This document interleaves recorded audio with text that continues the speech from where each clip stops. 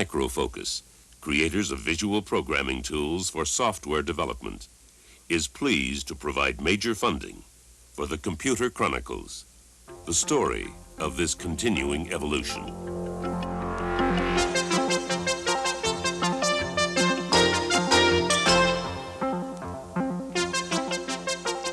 Welcome to the Computer Chronicles. I'm Stewart Cheifet, and this is Gary Kildall. Gary, what we have up on the computer right now is it's actually a game called Epidemic by Strategic Simulations, but more importantly, it's an example of how you use a computer to choose among alternatives, make a decision, establish a complex strategy for solving a problem. The problem in this case is a worldwide epidemic caused by viruses coming in from outer space. What we see here on the first screen is a view of the world, our first bit of information. It shows us the different regions of the world. For instance, region 7, which is in Western Europe, it shows us we have a 2.5 level epidemic there. The arrows show us whether it's getting worse, better, staying the same. We have a projection in days. In 7 days, it'll get really serious in that country. Whether or not any remedies are being applied there, what the success or failure rate of those remedies are, and how many people have died in that particular country. We see, say, 16 million people, it shows us have already died in Western Europe. I can go to a next screen now, and this is a satellite view of the world, as you can see, and we'll be tracking right now these meteorites that are coming in from space carrying the virus. There's a meteorite here coming in over Africa. Exactly. And we now have to decide whether or not to use missile launchers to try to intercept these things, or whether we should just go ahead and try to solve the epidemics on the ground. And I'm going to have to wait for a second till it tracks this very slow-moving meteorite right there. Now we can go to a third screen and, as you can see, get even more information. This is another status report on the world, and those countries in which there are these dotted liney patterns means there's a problem. We can see Western Europe, in fact, has a problem.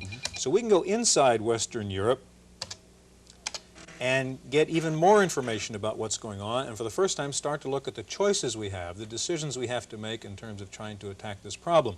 We see we have a total of 12 different remedies we could apply to this situation to try to solve the problem. And the more information I can get is to actually apply one of these remedies. Say in this case Alpha 2, which is using a vaccine in that particular case. I noticed also that it was showing you the percentage probability that a certain remedy would actually help. So this is where the computer system is right, actually and also it's out. showing me a projection as to the percentage of reduction I would get from using that particular remedy. Now we can go back to our world view again and see what happened when we tried that vaccination in Western Europe, whether it worked, whether it didn't work, and that helps us make the next decision. Now, this is just a game, Gary, but as I say, it's a good example of how the computer helps me make decisions, choose from alternatives. What we're talking about more or less is something called computer-aided decision-making, I suppose, or decision support systems, and like some of these other things we've talked about, the first trouble is trying to define what it is we are talking about. How would you define a decision support system? Well, I think a decision support system is a catch-all phrase for a lot of different concepts. But as we've seen here, this is an example of a computer system that's helping say a manager or a decision maker with strategies, long-term strategies, and giving information about that will help, sort of an able assistant in many cases. Now, the underlying technology might be, say, expert systems, relational databases, and even spreadsheets as a part of the tools that would be used in decision support. But it's a new area, and I think that it's going to be very interesting to see what our experts tell us about this. Okay, we're actually going to be using a decision support system to make some real business decisions later on in the program. First, let's go out and see how computer-aided decision-making is being used right now. Decision support systems encompass a broad range of analytical tools, from forecasting programs that calculate trends and predict outcomes to expert systems that can draw conclusions and make their own decisions. Whether or not decision aids require some degree of artificial intelligence, they are presently in routine use, having proven their efficiency and accuracy in a number of applications. At a major American railroad, decision support systems were designed in-house to assist in long-term financial and operations planning. Based on forecasts of future demand, the system reviews records of train capacities, labor costs, taxes, fuel costs, and revenues to predict the financial impact of alternative strategies. The potential risks and benefits of various models can be demonstrated graphically. An early system called Prospector analyzes the mineral content of geological formations and recommends drilling sites. Containing many of the features associated with artificial intelligence, Prospector asks for information on rock types, ground appearance, and rock chemistry. The user responds with a number from +5 to -5 on a scale of probability. Prospector draws conclusions based on these probabilities and makes its own recommendations. The system can also carry on a dialogue with its user, who can question the program's interim choices as it progresses. Unlike Prospector, the most common types of decision support systems require known facts rather than probabilities, and they cannot respond to queries about how decisions are reached. But future research is likely to narrow the gap between programs that lay the groundwork for decisions and programs that can make the decisions.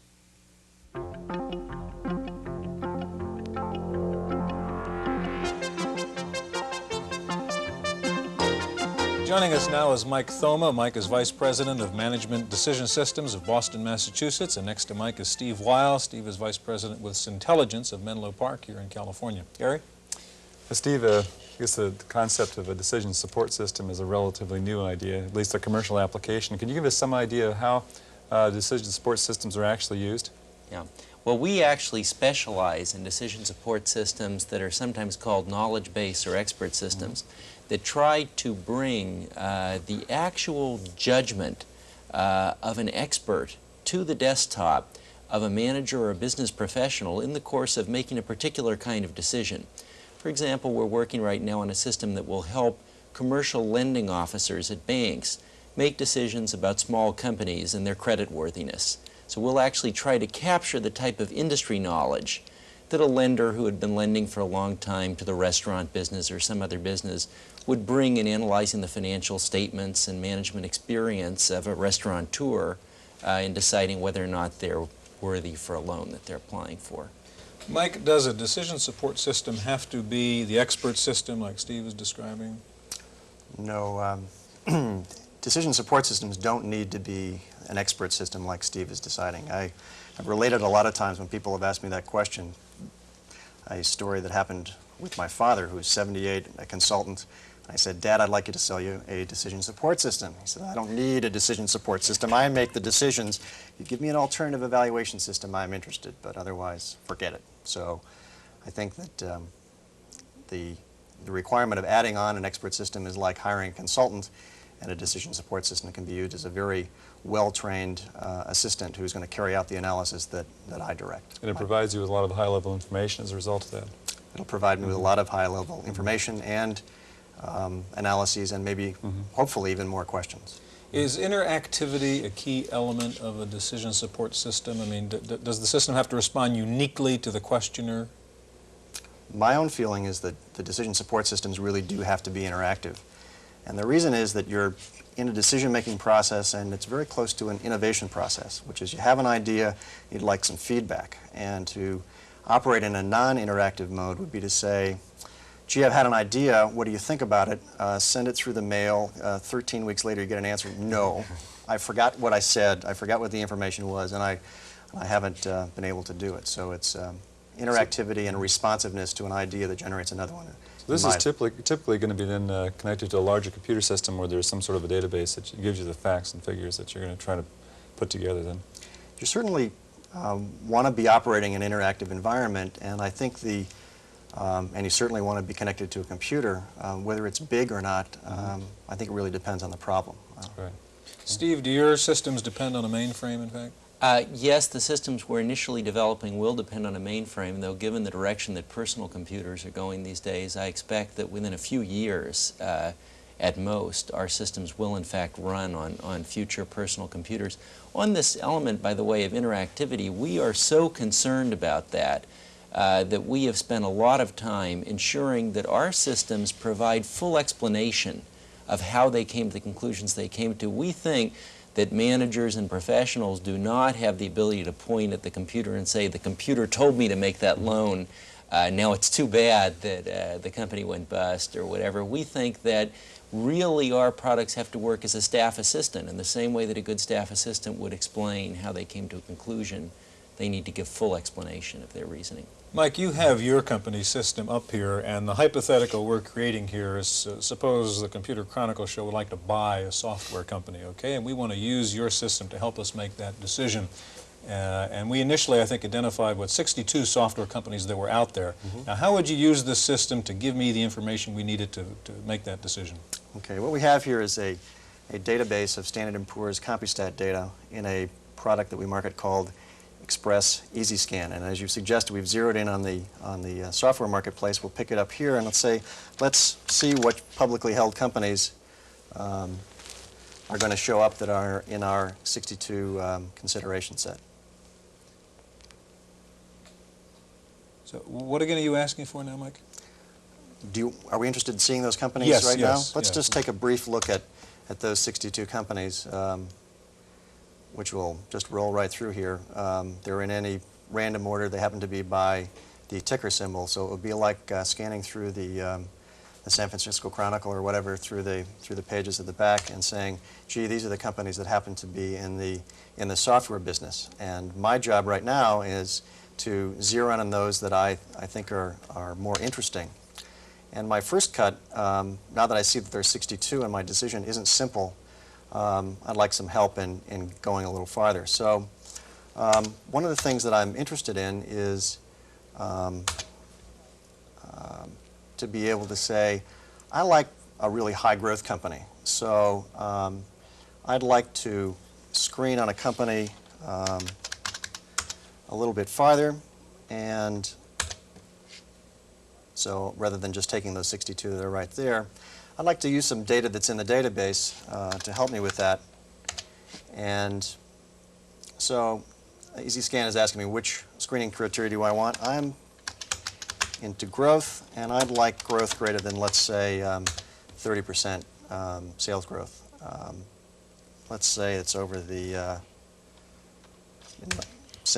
ending up in 1982, since some of them may have different time periods that are sitting in there. So you're asking for a subset of those 62 which have a growth rate of 30% or more over the past 5-year period right. up to 1982. Compound growth rate. So we've seen that the EasyScan has given us 12 companies are now in consideration. I'm curious as to who they are. That might give me a hint. But before looking at them, I might want to rank them a different way, and that might give me some more information rather than just the raw data. So I'll ask the company, ask EasyScan to jump over and move into a ranking mode. Yeah, I think I will rank them. I can operate in one finger mode and just hit 1. And the sorting criteria will be on, well, in addition to growth, I'm interested in profitability, so like my president, I'll ask for margins higher, preferably. And the system is smart enough to rank numeric data from high to low, and the ranking is complete. So what I'd like to do now is just take a quick look at those. Why don't I show those and... So we would now see the 12 companies which the computer has picked in the ranking you've asked it to do. Right, which is on from high to low and in terms of after-tax. And here they are. Right. So these first two look pretty good. I can specify those 2 ticker symbols.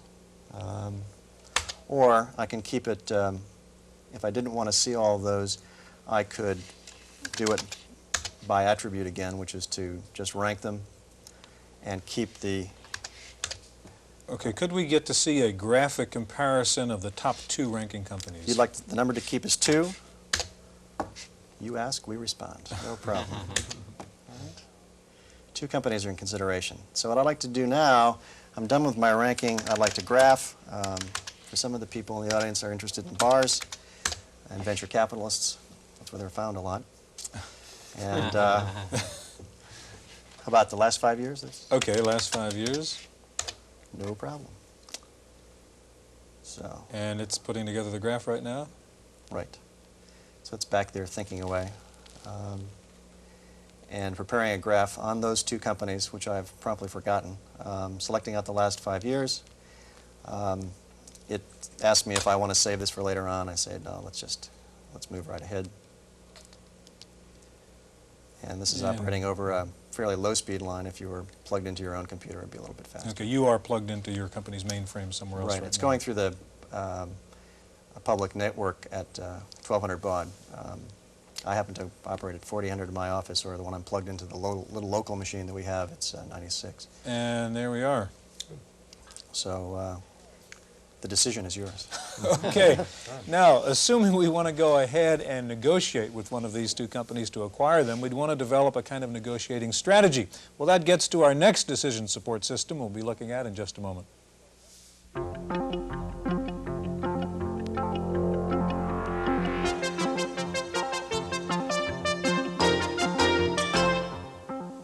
Joining us now is Jim Chapman. Jim is Vice President with Human Edge Software of Palo Alto, California. Jim, you have another example of a decision support system here, a product you have called Sales Edge. Tell us what that is. Yes, Stewart. Somewhat different than the other packages that have been shown earlier. This package works on the IBM PC, and it's for your personal computer. It's to give you a step-by-step strategy report in such areas as sales, negotiation, and management. The particular product that I brought here is the Sales Edge, and I've loaded in 81 questions about the salesman himself, something about his characteristics, his attitudes towards sales, and generally we get a snapshot view as we complete these items of who the salesman is and how they're likely to think. Let's assume Gary's the salesman here and complete your profile. I was rejected as an encyclopedia salesman right out of high school. So. The item that's up here now, Gary, you have the opportunity to either agree or disagree. It describes you. Okay. Sometimes a sales call makes me nervous. Always makes me nervous. Agreed. I like the freedom to travel a sales job gives me. Mm-hmm. I enjoy swapping stories with customers. That's a lot of fun, sure. I am sensitive to criticism from Don't like customers. criticism. No. There you go. I enjoy putting one over on a customer. Well, I'll agree with that one. There goes your public interest. I like talking at company meetings. Okay. Okay, we've completed that section, and again, we are going to go ahead and store that information simply by putting it out on the diskette. Okay, again, that was just a small sample of the normal dialogue that would take place. Exactly. We're at the main menu now, and we won't look at the instructions. We've already completed the assessing yourself. Let's go ahead and take a look at a customer I've already loaded in here. And we'll bring up the customer profile by simply putting in the name of the file name. File name is Monroe. That's logged in. And what we can take a look at here is a series of adjectives that we've already logged in ahead of time that either we agree or disagree describe that particular customer. For example, talkative, we disagreed. Apprehensive, we agreed to. Now what we can do is go ahead and move on to see the actual report itself. And we'll bring the report up on the screen here in a second. So we're now going to ask for the software's version of what strategy to take in selling this customer who's exactly been profiled. What's real interesting about this is, of course, you can use it every time you're going to work for the second time with a particular customer. You get a feel for what he's like, and you're able to put that information in to the computer so that you can get this strategy. And it will tell you where your strengths are, where your weaknesses are, and where you're able to work more effectively with them. Jim, how successful has this been in actually a sales situation? It's actually, tested that out? Yeah, it's actually very successful. I've used it myself, and so has a number of customers across the country in beta testing, and we modified it so that it would work more appropriately. And what we're getting back from customers, over 1,000 of them across the country now, is that it is very useful. And just planning a strategy before you do anything. Jim, while we're waiting for it to get its information together, is it superficial in a way? I mean, can you really come up with a meaningful, you're going to make a business decision based on 86 kind of quick yes and no questions? I think you can, and I'll tell you the reason why. It's actually a cross-fertilization of two areas of research, and we're looking at the research when we're taking and putting together the strategy itself. The research is on personality and also in the application that we're talking about here in sales. For example, as we roll through here, we saw the what to expect section. We'll see at the very end the closing strategies. We're going to select the most appropriate closing strategy for a particular customer based on how they're likely to think and how they're likely to close a sale.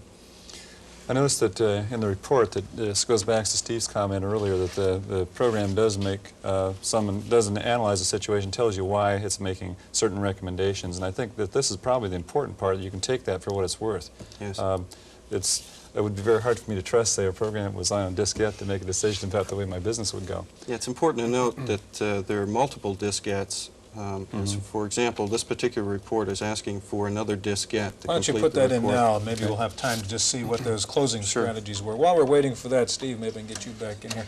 How far can we go with this kind of decision support system stuff? Are we going to get into making legal decisions, governmental decisions beyond loan decisions? Well, I think that many legal and governmental decisions could be approached with these types of systems, but I do think that the state of the art of the technology is such that that's still 3 or 5 years off.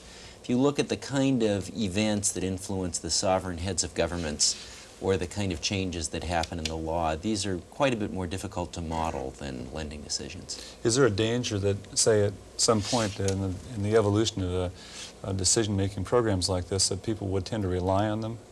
That certainly is always a danger, and that is a general thing with computer systems. We believe that these systems will improve decision-making, but they can't be followed slavishly. They really are only giving recommendations. Jim, we have about 1 minute. Maybe you can rip us through the conclusions here. Okay, well, we're about midway through the report, and it's telling us how to present information to this customer, Monroe, and we're getting information about this particular fellow, and he's detailed-oriented to present the details. That's important to close this customer. And it says, like, find out what his business needs are. I mean, that sounds like the kind of stuff you might just read out of a sales text, but you're saying it's tailored to these people. Exactly. If it's an impulsive character, you wouldn't want to find out anything about his business needs. You go right to the close. It's immediate close. This fellow is not one of those individuals. Speaking of immediate closes, Jim, we've got to do one of those right now. Thanks for joining us on this edition of the Computer Chronicles.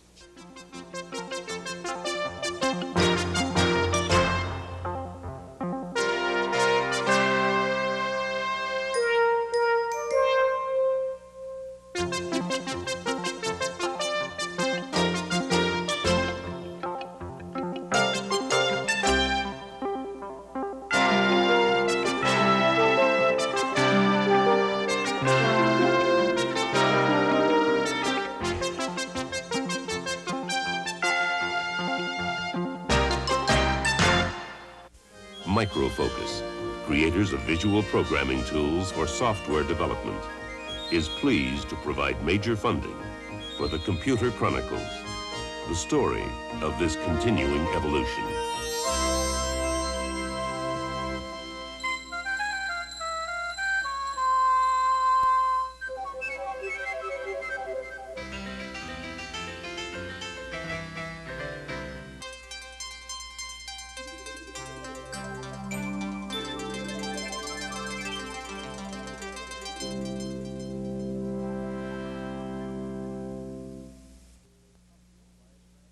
Random Access is made possible by a grant from Popular Computing, a McGraw-Hill magazine. I'm Susan Bimba, sitting in for Stewart Cheifet. In the Random Access files this week, the government is investigating 12 semiconductor makers across the country. All are suspected of selling faulty, counterfeit, or inadequately tested chips. Officials of National Semiconductor say it's likely the company will be indicted soon as the result of a grand jury inquiry. National Semi has been under investigation for about 2 years, suspected of inadequately testing chips it sold to government contractors. The chips have been used in everything from military jet bombers to satellites to radios and walkie-talkies. In 1982, National Semiconductor admitted its chips hadn't gotten the required hours of heat stress testing and was barred from selling to government contractors for about 3 months. The company and its officials could face criminal charges, be fined, or be sued by the government for the money paid for the chips. New legislation has been introduced that should make computer hackers here in California feel a little less secure. The state legislature will be reviewing a proposal that would make it a misdemeanor to break into any computer system, even if there's no malicious intent. The hacker could be charged with a felony if malicious intent is proven. The current law addresses the problem of malicious hacking, but supporters of the proposal say the old law is too narrow in its focus. They say the new proposal might keep some potential hackers from invading computer systems for the thrill of it. Commodore has released the figures for its second fiscal quarter. In the quarter ending December 31st, Commodore's profit margin was $50.1 million. That's more than double the profit margin of the previous year's second fiscal quarter. Commodore is also experiencing a major shift among its executives. 4 have resigned in the last 2 weeks. They include the acting president of Commodore's U.S. unit, marketing vice president, the systems engineering director, and a director of materials. The resignations occurred just 2 weeks after Jack Tramiel left the company. The home computer maker says the resignations are not related. The company is delaying plans to debut its new computer. The 264 was due to be released in April. Commodore's general manager says decisions on the kind of programs to include and what price to charge have pushed back the 264's introduction date. Apple has been reorganized since the introduction of the Macintosh and new Lisa computers. Company President John Sculley has changed it from a 6-division operation to a 3-division operation. The Apple II division will be in charge of Apple II and III. The Apple 32 division will handle the Lisas and Macintosh and all 32-bit system products. The Accessory Products division will be responsible for the equipment such as printers, keyboards, and communications products. Apple also plans to open a plant in Mexico. It's being called Apple de Mexico. The government of Mexico requires that companies wanting to sell computers in that country operate their plants there, and the plants must be majority owned by a Mexican entity. It's estimated that Apple computers make up about 40% of Mexico's personal computer market. Some owners of Hewlett-Packard computers will be able to hook up to a nationwide network soon, and they won't need a telephone. HP and the Vitalink Communications will market a high-speed data communications network with the help of a satellite.